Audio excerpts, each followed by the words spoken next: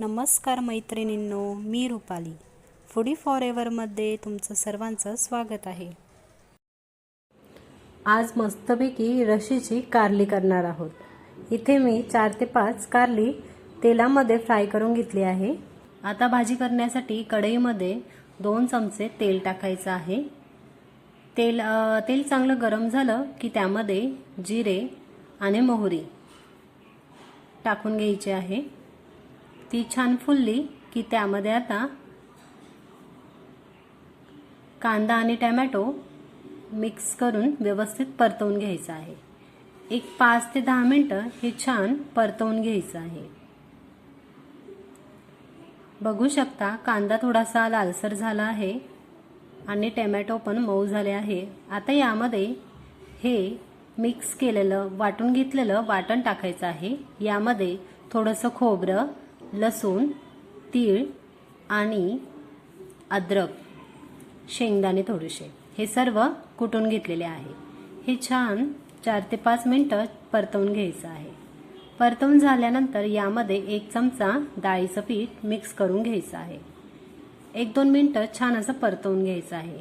परतून घेतल्यानंतर यामध्ये 1 चमचा कांदा लसूण मसाला, अर्धा टीस्पून हळद, 1 चमचा लाल तिखट, 1 चमचा संडे मसाला यामध्ये मिक्स करून घ्यायचं आहे। एक 5 मिनिटं तेल सुटेपर्यंत हे छान परतवून घ्यायचं आहे। त्यामध्ये आता थोडंसं पाणी मिक्स करून म्हणजे जेणेकरून हे मसाले एकजीव होऊन चांगले शिजतील आणि त्यामध्ये चवीनुसार मीठ टाकून घ्यायचं आहे।